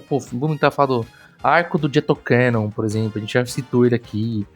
Sei lá, tem um monte de arco. O arco do Mask X1. Tem vários arcos aí, né? O arco do Robo Galaxy, que a gente já citou também, né? Que tem também todo aquele apelo sentimental também, com o Sugata e tal. Mas eu acho que dá pra gente ir pro arco que realmente importa, né? A gente citou a questão da família Igan, né? Da Yan e da Igan, em relação à família dela ser a herdeira do trono e tal. E a gente começa a perceber que houve uma treta interna no Império Subterrâneo, né? Que o tal do Zeba, ele é meio que um usurpador, assim, né? Um conquistador, né? Dá a entender, né? Sem entrar muito em detalhes, né? Não é que demora pra gente entender o que está acontecendo, né? Surge aí esse monstro, né? Quem é esse monstro e quem é o Zeba e por que ele fica revoltado, por que ele começa a sair umas gosmas, né? O Quiroz começa a procurar loucamente o tal do Lissal Douglas, né? A gente nem entrou no Quiroz também, né? Quiroz também é um arco, né? Que ele é um vilão de meio de série que aparece e fica, né? O Quiroz é um personagem legal, né? Aparece, tal, apaixonado pela Mio, né? Pela Yan. A gente contou da cena da cachoeira, né? Que é a cena que aparece a perseguida da Princesa Yan. E... mas assim, ele serve, na minha opinião, assim, ele tem uns episódios legais. Tem o da mina que é apaixonada por ele lá e tal. Ele tem uns episódios legais. Mas Changeman, né? Qual? Ai, fugiu o nome. A mesma atriz. É a mesma atriz. Como é que é o nome dela nos Changeman? É a Nana. Nana. Aí eu não sei se vocês pensam assim, até pra não ficar só eu falando também. Mas o Quiroz, ele tem uns episódios legais, mas ele serve só pra fazer o roteiro andar, né? Pra entender o que tá acontecendo, né? a saga dos tijolos de sangue, a coisa do sangue, de onde o monstro foi aprisionado, o que é esse monstro aí, dos seres subterrâneos, quem são, aí você mas entender. É ele que tá caçando, ele começa a caçar o Lissau Douglas, né? Sim. O tal do monstro aí, sei lá, mitológico aí, mais forte dos monstros subterrâneos. Reza a lenda que é o monstro mais perigoso do mundo subterrâneo. E quando ele começa a procurar também, tem essa cena interessante que é o Akira lutando com ele. E a gente não sabe se é sorte ou se é a habilidade do Akira mesmo. O Akira dá uma surra nele. E quando o Akira se torna o espadachim Nas, uma coisa que eu ficava muito ansioso pra ver que não acabou acontecendo seria uma luta entre o Nas e o Quiroz, né? Infelizmente isso não aconteceu. E quando o Akira se torna o Quiroz, que aí tem esse segredo da Mirro, com a Igan e tal, o Quiroz ele fica meio escanteado. O Onas, tá falando? O Akira se torna o Onas. Então, mas é curioso porque a série ela tem essa pegada de iniciar uma determinada rivalidade e ela não leva pra frente, né? Voltando lá no começo, quando o primeiro episódio que o Black Mask protagoniza, que os Maskmen perdem o poder Aura, dá a imaginar que ele vai ter uma rivalidade um pouco maior com o Barrabás, né? Depois o Akira com que não foi pra frente, depois o Akira com o Quiroz não foi pra frente. Teve aquela parada da espada do Barrabás, que graças ao Akira o Barrabás teve acesso à espada. E a gente ficou achando que ele seria o responsável por destruir a espada. Também não foi pra frente. Ficou tudo o roteiro por uma questão, acho que de clichê mesmo. Jogou tudo na mão do Red Mask. Essas rivalidades todas que foram plantadas não foram pra frente. E no final das contas o Red Mask resolveu a maioria delas. É verdade. Cara, fica uma coisa assim, o Barrabás, ele quase morre na mão do Dave Douglas pra conseguir essa espada. E quando o Red Mask derrota ele, cara, a espada se divide em 3 partes. E tem uns detalhes assim interessantes, né? Porque o Barrabás ele teve 2 espadas durante a série. E, se eu não me engano, em Google 5, a primeira espada ela é usada. E depois, lá em Turbo Ranger, a segunda espada ela é aproveitada numa cena, né? Não reparei. Não consegui. Bom, que eu não lembro também. Quiroz é isso, né? E Lissau Douglas, né? Porque é pra isso que o Quiroz, de novo, serve, né? Porque ele tem rivalidade com a Akira, ele tem rivalidade com o Takeo. De novo, ele tem episódios legais, mas é ele que faz o negócio pra comentar em relação ao Zeba, né? E eu acho legal que... E acontece com o Zeba algo até parecido. Porque aqui os mesmos roteiristas praticamente, né? Mas a gente viu isso também lá no Flashman também, em relação ao Monarca lá Deus. De ter um segredo, né? Vai ver isso em Liveman também, por exemplo. Né? De ter um segredo com o chefão ali, né? Porque quando tá próximo dos caras descobrirem onde tá enterrado o Lissau Douglas, o Zeba começa a meio que sair lá a secreção dele, né, cara? Uma gosma, sei lá, né, tipo o sangue dele, assim, toda hora ele some, velho. Sai voando. E aí eu acho legal porque entra aquele personagem. Não, nem falamos dele quase, o Anagumas. O Anagumas, inclusive, pra mim, ele é o mesmo shape do Escamoso, do Thundercats. Só muda a cor, assim. Não é? Mas assim, só agora que você entrou nesse detalhe, a gente tava falando, o Rodrigo também já tava puxando umas coisas de enredo e roteiro. O final da série, né, que a gente já tá falando um pouco só de personagens, os personagens, os vilões, no fim, a turma de vilões, um se mata, a outra é esmagada por uma pedra, uma vira freira, e aí sim, só 2 rola uma luta, né? Também os personagens finais, e aí o Zeba, claro, eu tô tirando o Zeba, tá? Tirando o Zeba. Mas aí é só o Anagumas e o Barrabás que tem luta, né? Porque os outros 3 acontece isso, né? Também meio cagado, né? A morte da Fuminha eu até aceitei, cara, mas a morte do Quiroz foi bem frustrante, assim. É o tipo de personagem que você espera que morra em batalha. Sim, uma coisa meio estilo Kaura e Red Flash, assim, né? Eu nem lembro como o Quiroz morreu, eu já até esqueci. A forma muito besta, cara. Quando a Mirra é libertada da esquife de gelo, tá lá o Takeo e ele levando lá os raios do monstro, da Iga e tal, aí o esquife de gelo quebra, Red Mask vai pra um lado, o Mirro vai pro outro, o Quiroz cai, a espada voa e pá, cai na barriga dele. É verdade. Aí, ó. Outra morte, olha lá, escrota. Morte besta pra caramba. Aí eu acho foda que, assim, o Anagumas pra mim é imprestável, né? Claro. Só pra ficar enchendo o saco, pra ficar fazendo repetindo o que os outros falam, né? Gyodai, né? Não, a gente falou dele. A gente falou do Ai, eu tô cansado. Não, mas a gente falou dele do Ai, eu tô cansado, lá do Oclam. Não, mas no final dele, ele não tem final. Não, assim, Kuroda, se dá a entender que ele explodiu junto com o castelo. Subentende-se que ele explodiu junto com o castelo. Então, tem uma rivalidade, não sei se ela foi explorada em 2 ou 3 episódios, que é entre a Fumin, que é o braço direito da Igan, e a Haruka, né? A Sayaka Yellow Mask. Por serem ninjas, né? Porque é ninja subterrânea, né? A Fumin. Tem uns episódios legais. Teve 2 episódios. A Fumin com a Haruka. Teve um no começo da série, que é aquela batalha pra ver quem ia ser o ninja mais pica das galáxias, e o outro quase no final da série, que é quando a Haruka ela começa a perder até pra Soldado Ângulo, ela começa a apanhar, porque tem uma mão que ela fala que ela ficou meio fraca, entre aspas, porque ela passou a depender muito dos amigos e não lutava mais sozinha e tal. Teve uma parada dessa. São esses 2 episódios que elas rivalizam. Esse segundo episódio seria quando a Igan tá pra despertar o dragão Igan, que é o deus protetor da família. Isso, esse mesmo. Aí sobre o Anagumas lá que eu tava falando, o escamoso. O Anagumas, ele, de novo, serve pra porra nenhuma, né? Mas ele tem um muito interessante dele, que quando ele vê a Gosma lá e vê lá o Zeba sumindo, ele vai lá pesquisar, né? Na biblioteca subterrânea e tal, né? E começa a pesquisar sobre o Lissau Douglas e tal. Mas a gente só vai entender mesmo o segredo de Zeba, né? Que até aquele episódio que tem lá o Kikarder lá, a participação do Kikarder. Falando que Kikarder tem uma coisa pra te contar daqui a pouco, né, Jim? Nem a gente esquecer. Mas a participação lá do autor que fez o Kikarder, sobre o segredo lá do Zeba, do Daisuke-ban. Isso a gente só vai ver no final, né? Porque tem aquela esfera lá que eles arrumam. E aí que eu acho fera, que assim, eu até anotei pra não perder o que fala, né? Porque o reflexo aquático, quer dizer, eu não entendi se era quem que era, né? Se era o pai da Yan e da Igan, se era só um audiodrama ali, quem que tava falando. Mas ele fala que o que ocorreu foi o seguinte, né? E mostra, tem imagem, né? O maior monstro, Lissau Douglas, tentou ser rei. Quer dizer, o Lissau Douglas tentou usurpar o trono do Império Subterrâneo. E ele foi enterrado nessa pirâmide, né? Ele foi morto e enterrado nessa pirâmide. Só que ele não morreu. Aí ele saiu, né? Na margem ali do Lago Diabólico Subterrâneo. E também não dá pra falar que ele teve uma relação com outro ser, entendeu? E aí ele dá à luz a um filho.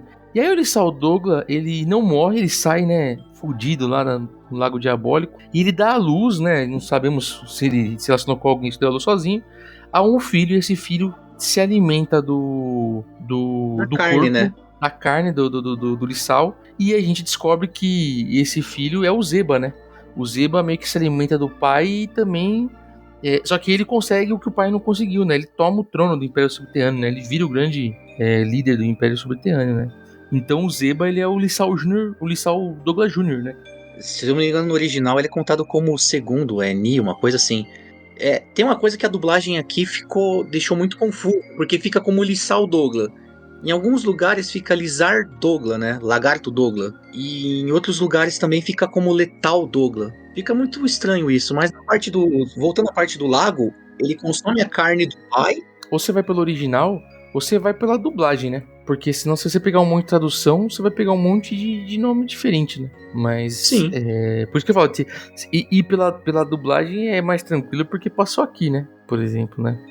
Tipo, ela ficou um pouco sensitiva, tipo, Lissau. Então, aí eu não mas sei se é nos Estados Unidos que fica como Lizard. Isso que eu falo, vai ficar sentido se você buscar a tradução de vários países, né? Aqui é Lissário Douro. Mas eu achei interessante essa coisa que o Jim falou de o Lissau ser de Lizard, né? De lagarto. Pode remeter.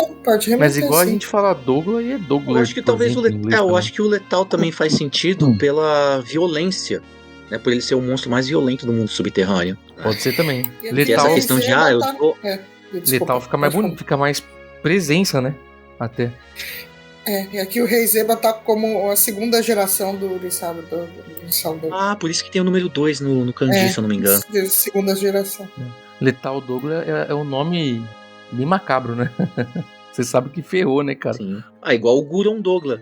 O Guron Douglas, que é o que aparece no meio da série ali. O Guro vem de Guro, que quer dizer grotesco, né? Grotesque. Que é o que foi interpretado pelo ator que fez o Blue Flash aqui. E o curioso é que na dublagem dele, quando ele vira forma monstruosa, A voz do monstro foi feita pelo Joji Nakata, né? E assim, aí explica que existe um meio de derrotar os Zebas e isso só vai acontecer quando a família Igan prover um casal de gêmeos e é a Igan e a Ian, beleza ali, né? E assim, cara, essa parte final eu acho muito legal porque o Takeo ataca o Anagumas na pedrada, né, velho? O Takeo Cara, eu achei ridículo.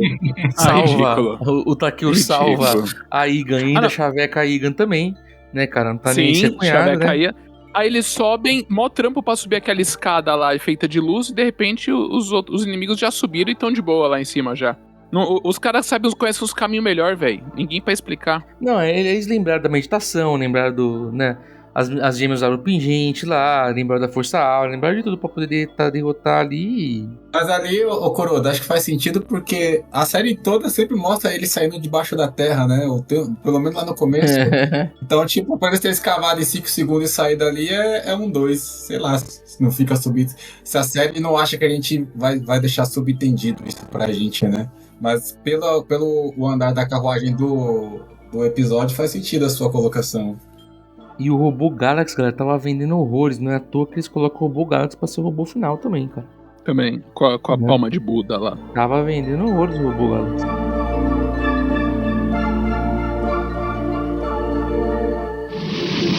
Eu tô cansado.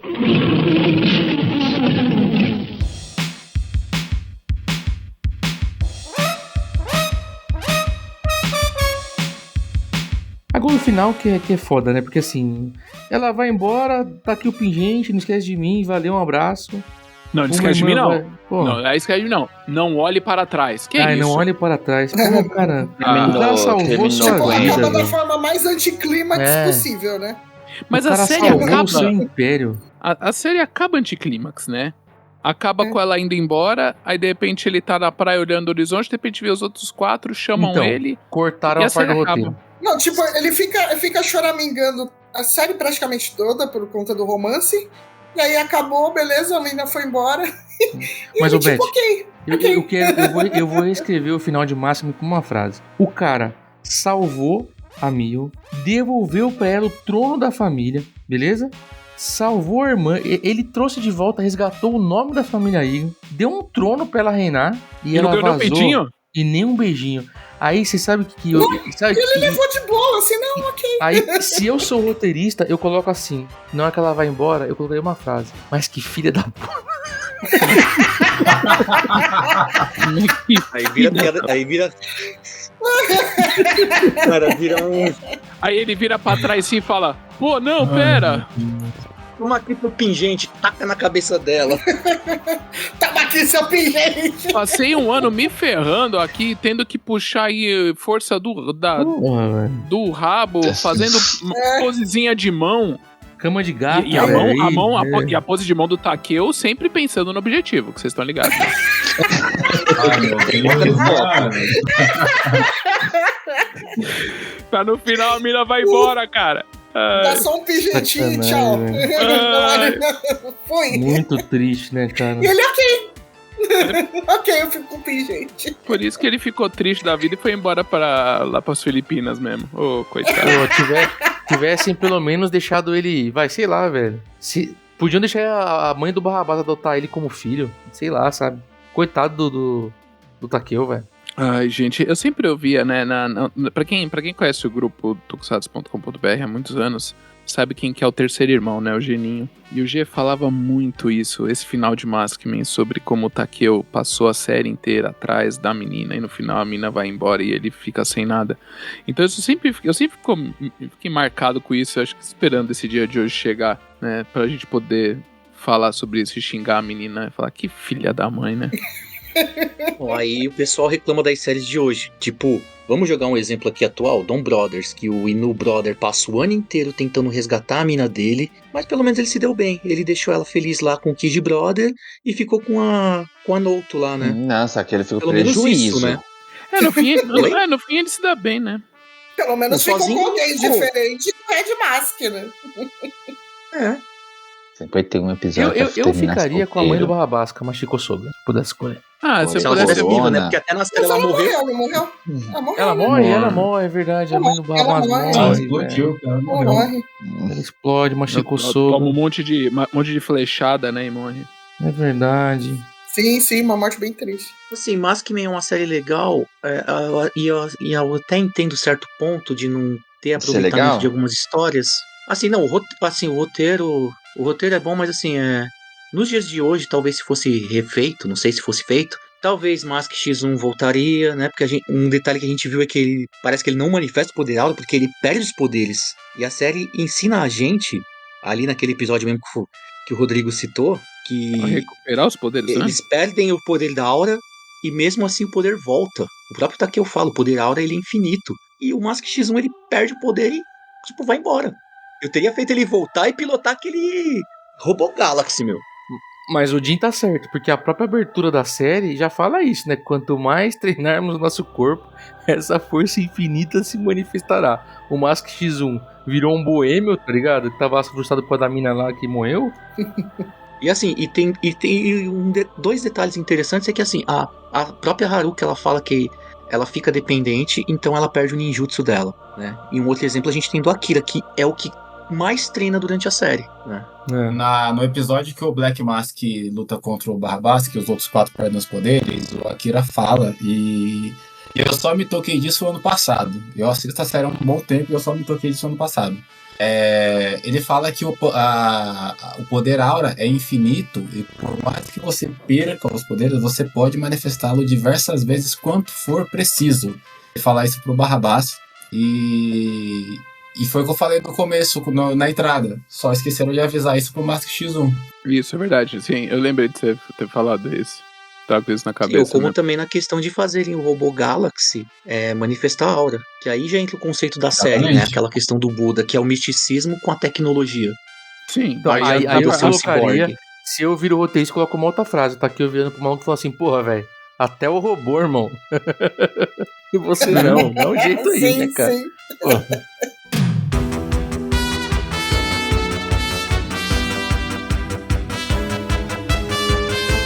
Vamos falar das músicas, pra gente poder ir para as considerações finais. Acho que o cast do Máximo e o cast Sentai é mais longo da história. Não, acho Quem que diria, o pior... Não, não sei se... Não, é sempre as séries que a gente... Menos da bola, né? E as que mais são prolongadas, as que mais a gente consegue tirar leite de pedra. Antes da entrar na trilha, uma coisa assim, que eu não lembro disso, tá? Não sei se vocês lembram. Que tá escrito que quando foi exibida a primeira vez, a Manchete não exibiu o encerramento, só foi exibir o I Know Soldier, que é o encerramento, na reprise de 99. Eu não lembro disso, porque eu lembro muito mais, com mais clareza das reprises de 99 que eu gravei, inclusive, do que da primeira exibição também. Eu nem sei se vocês lembram disso, assim. Eu não lembro. Não lembro também. Também não lembro. Não, eu lembro dela ter encerramento também. Eu não assisti na época, então não sei.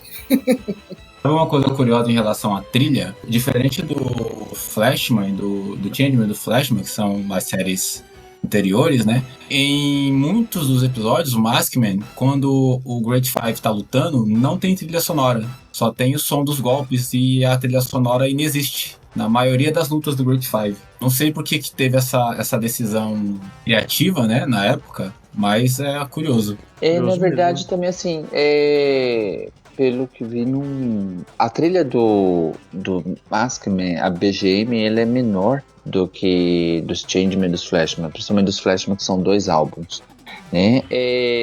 Então, eu acredito que ficou muito mais nas músicas cantadas. Pô, claro, usou alguns BGMs, né? E o BGM, a trilha foi composta por Daisuke Inouye, Kohei Tanaka, que também foi dos Flashman, e tem Changeman nele também. E até o próprio Kageyama, né? Que no álbum tocado, né, ele tem 7 músicas. E das 7, ele canta com o grupo Shines e Korogi 73, que é um grupo antigo, né? Que só com eles foram 3. Somando tudo, dos 17 lançamentos entre CD, LP e cassete, só em 87 foram 12 mídias.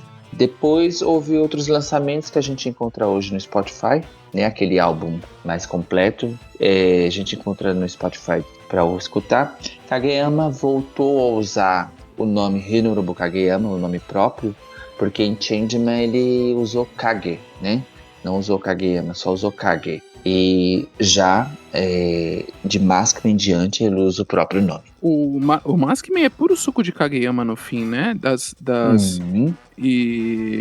Que as músicas... Ó, a abertura, o encerramento, a música da Arma... Mecha, Jetopenon... E a do Remy 5, que eu adoro. Tem Dashiteme Yose Ora Power. Ele toca essa música num episódio que o Kenta, ele tá dirigindo junto com o menino. Não sei se estão numa fuga. Muito boa essa música. A fuga do Yobo? Isso. Tem uma que é cantada por uma mulher, se eu não me engano, durante a série. Sim, Action Lady. A introdução dela lembra a música, o toque da Chun-Li, de Street Fighter 2. Sayoko Sato é a cantora. E alguns outros Korogi 73 que faz alguma música lá dos soldadinhos, né? E Kageyama em 2008, na F de 2008, foi numa sexta-feira, ele cantou o acústico de I Know Soldier, pra nossa surpresa. O Soldado do Amor? Dani Tsurugi estava lá. Estava lá, eu pedi pra sair mais cedo no trabalho, pra eu poder ver esse show. Infelizmente eu não vi essa. E aí ele começou a tocar a tal tudo, aí o microfone dele foi broxando. Aí ele voltou a cantar. Tem isso gravado no YouTube, consegue achar. Deixa eu fazer uma zoeirinha rápida aqui, que a voz do Zeba é do Seisokato. Eu espero que o Senna esteja escutando pra criar até um short pra gente depois, porque o Seisokato, ele... dublador também de vários personagens. Ele faz o Alien Mephilas, né? Em Ultraman, no Mebius, ele faz a voz do Bazoo também, do Changeman. O General Jark no AX, tal. Ele faz o Soul Dozer, né? Ele faz um monte de voz, né? E por que eu tô fazendo esse momento de carreira pro Seisokato? Porque ele também dublou filmes de James Bond lá no Japão. Então Maskman tem ligação. Eu tô esperando pra que isso ia dar. Eu tava aqui, entendi. Obrigado. Entendi. Não tinha como, não tinha passado. Eu fui pesquisar o Seisokato e falei, deixa eu ver o que ele fez, né? Além de Tokusatsu, a gente já sabe muita coisa que ele fez, porque a gente já citou ele no Tokukast, provavelmente. Aí eu fui ver, ele dublou Patrick Stewart, né? Dublou uma galera, eu achei lá. Ele dublou também 3 filmes de James Bond ali. Ele foi o General Gogol. O General Gogol é um personagem super importante em vários filmes do James Bond da era Showa. Mas valeu, pronto. Só daí, Ian Looper. Dedico a você essa aqui, ó. Por essa ninguém esperava. E é isso, gente. Trilha sonora foi essa.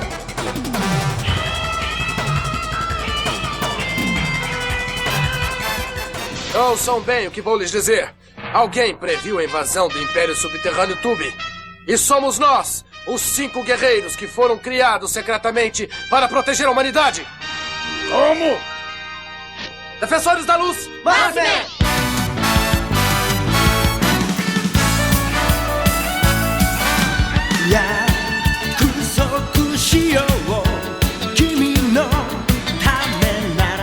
Vamos fechar dando as nossas considerações finais. Aí eu peço pra vocês, até porque eu falo pra caceta, né? Às vezes eu deixo ninguém falar, mas, nessas considerações aproveitem pra falar também de alguma curiosidade, alguma coisa que a gente tenha deixado passar, alguma coisa que acha legal citar, tá? Fiquem à vontade aí pra gente poder continuar nesse enriquecimento aí. E parabéns pro Maskman, cara. Teve o cast mais rico de informação do que Changeman. Quem falou que a gente não gosta do Maskman? Quem falou? Quem? Né? Quem falou? Só porque ele ficou por último aqui passaram no Brasil.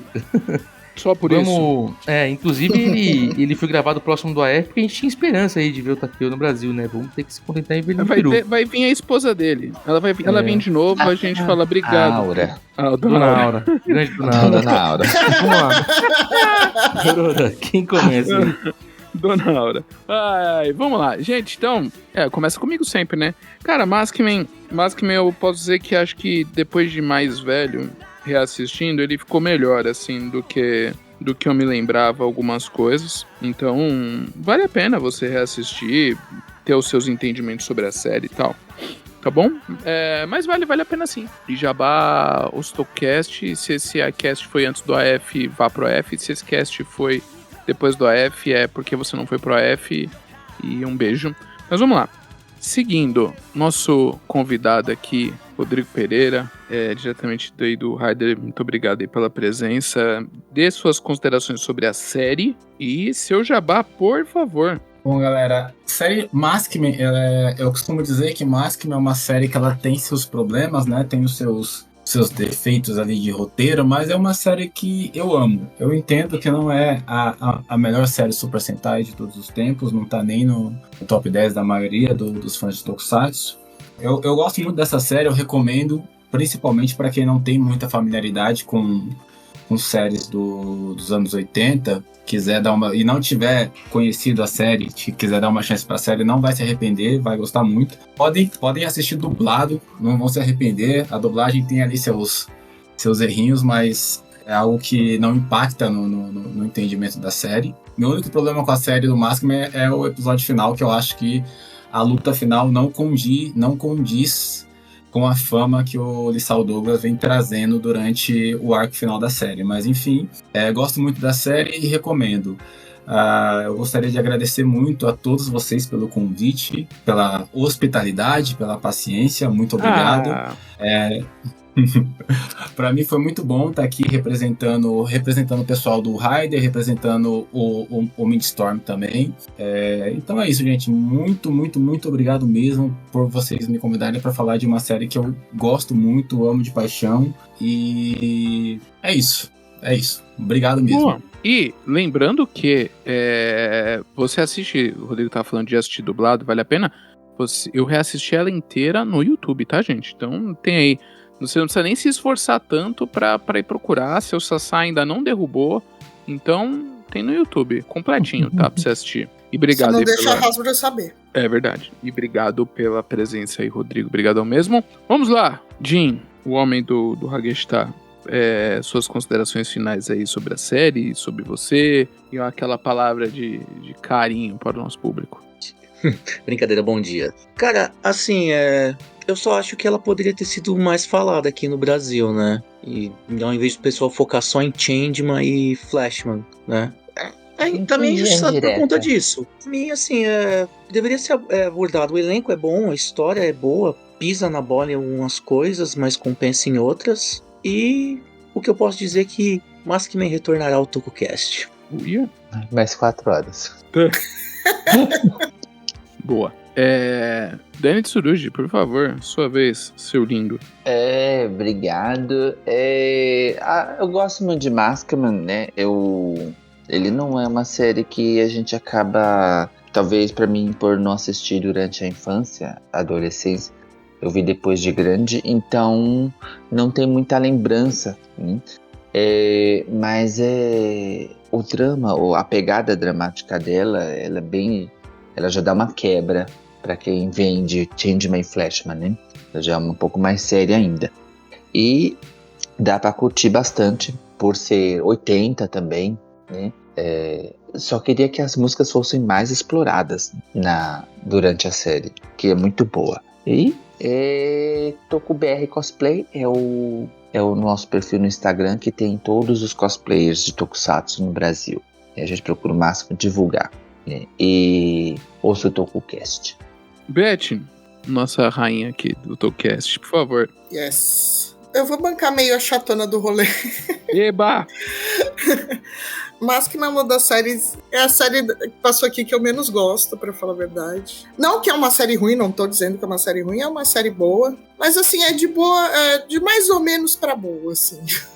Digamos assim. E o final me deixou com um pouquinho de raiva. Mas a trilha sonora é boa, tem momentos muito bons também. É uma série que eu daria um 7, assim. Olha! Mas não é a minha série favorita. Mas é boa. Assistam e tirem suas próprias conclusões. É ruim, mas é bom.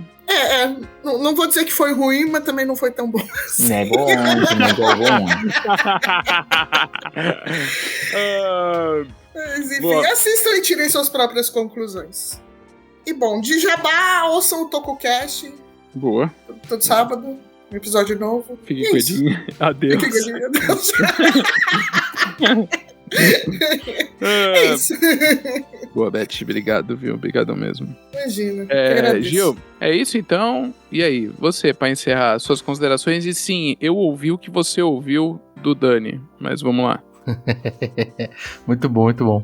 Gente, tanta coisa pra falar, né? Nem falamos das armas do Maskman. Pô, achei muito legal o lance que o Jim contou do nome do Lethal Douglas, o Lethal Douglas, do nome original aí do Lissal, do Lizar. Achei legal pra caramba. Coisas que a gente fala pouco, né, cara? Você vê como é que o Maskman, ele realmente foi o que o Jim falou, eu concordo com ele. Ele é pouco explorado, né? Pouco falado, assim. E sabe o que é estranho? Ela é uma série tão importante quanto as demais. Você pode não gostar, ela pode ter uma nota 7, igual a Beth deu aí. Mas, pô, pra mim, de Bioman até Liveman, pra mim, assim, é o supra-sumo do Super Sentai. Né? É claro que, pra mim também, Liveman, Changeman, Flashman vai estar à frente. Bioman também, mas acho que desse período que eu citei, Maskman acaba sendo um pouco a mais fraca. Mas mesmo sendo a mais fraca, ela tá na meiuca aí, né, do supra-sumo da Era Showa, na verdade, do Super Sentai, né? Porque eu acho que depois você tem Turbo Ranger, que eu acho muito ruim, fraca. Fireman começa mal, aí tenta resgatar aquilo que essas séries fizeram. Gentleman, que falam tão bem de Gentleman, da Ranger e tal, são séries que emulam muito do que esse período de Bioman Liveman, né, construiu, né? E aí depois as séries começam a se transformar um pouco, né, pra ter mais a cara da RRC, e depois, quando a RRC ganha o seu formato, acho que a RRC, pra falar que ela tem 2 formatos diferentes em um momento, né, a TV Areio, assim, formato entre aspas, porque a forma na base sempre é a mesma, né, mas eu gosto, assim, não acho o elenco ruim, não acho, eu não consigo entender muitas vezes que as pessoas falam assim, prefiro o Google Five, por exemplo, em relação à história. Bom, você pode preferir em relação a Sentai, achar mais legal, mas, pô, o Maskman tem uma história aqui, pô, super interessante, o Romeo e Julieta aqui, né, cara, um monstro, cara, que nasce de outro monstro, devora o monstro, usa o poder de um reino, tem uma história interessante aqui, né, pra ser contada aqui, né, não é ruim, a dublagem, pra mim, é uma dublagem muito boa também, eu tenho um Maskman, não tá no meu top 10 de Super Sentai, mas eu tenho um carinho muito grande por essa série, principalmente com as reprises de 99, que eu acho que foi quando eu comecei a não ter mais Tokusatsu pra assistir, foi quando eu me descobri foi de Tokusatsu de verdade, sabe? Que eu falei assim, caramba, não só tem Jirai e Maskman, antigamente ligava a TV, tinha um monte de série diferente, né? E então eu tenho um carinho muito grande pro Maskman. E eu acho um absurdo, o final de Maskman pra mim ele é tão broxante quanto o final de Flashman, assim, sabe? O final de Flashman pra mim é super broxante, o protagonismo da Sarah, assim como eu acho e eles irem embora, sem descobrir, todo mundo descobrir cada um o pai, né, a mãe, assim como eu acho broxante o Takeo, não ficando no caminho, casar, né, cara, não casando, pô, tinha que ser final de casamento aqui, mas aí lá em Gentleman os caras corrigem essa parada aí, né, de, casar. Tem que casar, né, pô, tinha que ter um casualozinho aqui no final, né, pelo menos um beijo, a gente se vê, né, cara, vamos marcar. Ou vamos dar um namorozinho, né, poxa, prolongar um pouquinho, né. Vamos mudar o status no Facebook, pelo menos, né, pra se conhecendo, né. Verdade. Vem ser meu reino Império Subterrâneo, sabe, nada disso, cara, sabe, ela não ofertou nem o trono do rei, ou pra ser marido dela, ou o comando, sei lá, um ducado subterrâneo pro cara que salvou ela e Império, né, cara? Sacanagem, né, cara? E o Kenta ficar sem ninguém tá beleza, né? Que o Kenta passou a série inteira tendo casos amorosos, tentando arrumar alguém. Mas o Takeo eu achei maldade, assim. Mas é uma série, pra mim, uma série bem, bem maneira. Tem um lugarzinho no meu coração. Acho que até a Momoko você foi mais feliz se apaixonando pelo menino que vira monstro. Todo mundo teve seu momento, né? O Takeo, o máximo que a gente tinha, ele correndo com o sapato lá pra ela. Não é? O máximo que ele tinha é ele trazendo sapato. Ou seja, comprar sapatos pra dar pra namorada pode não ser uma boa. Takeo. Reformulando então, toma aqui o teu sapato. Sapato na cabeça. Antigamente chamavam de cantor de churrascaria, né? Sazon, esse tipo de coisa. Takeo, eu sinto muito, cara. Takeo virou velho reborn. Pronto, é isso. Cara, já pensou? É que o Anagumas morre, mas já pensou depois ela aparece grávida e nasce um filho igual ao Anagumas, velho? Que deprê. Calma, quando tiver uma nova invasão no mundo subterrâneo, ela volta pra chamar ele. Complexo. Cara, eu vou pra você que... Tem metrô no Japão? Dá pra chegar fácil lá, cara. No primeiro episódio tem a cena dos monstros andando no metrô lá, né? Pô, me fazer piada besta. Ó, vamos lá, vai. Chega de broca máscara. Tem a broca máscara. Bom, gente, é isso. Esse é o nosso papo sobre Máximo. Como o Jim falou, o Máximo vai voltar pro podcast. Eu vou ser rápido aqui, porque esse cast foi longo. Mas, pô, comentem aí no YouTube, comentem no Spotify. Com certeza faltou coisa. Agregue também ao nosso conteúdo. Nos ajude a completar esse grande quebra-cabeça chamado Ricardo Sentai Máximo, né? E se você tá ouvindo pelo YouTube aí nas primeiras horas, não esquece de dar um hypar também, além do seu like, hein? É isso aí. E vamos torcer pra um dia ter aí algum ator de Máximo aqui no Brasil, né? A gente sabe que dá uma sorte como a Coreia deu aí de ter os 5 de uma vez, igual o Peru que teve um monte de vermelho aí, né? E é isso aí. Muito obrigado por nos ouvir até aqui. Um grande abraço e fique com o Jim. Adeus! Do, ré, mi, faz. Máximo, do, ré, mi, toqui, toqui, sore, toqui, toqui.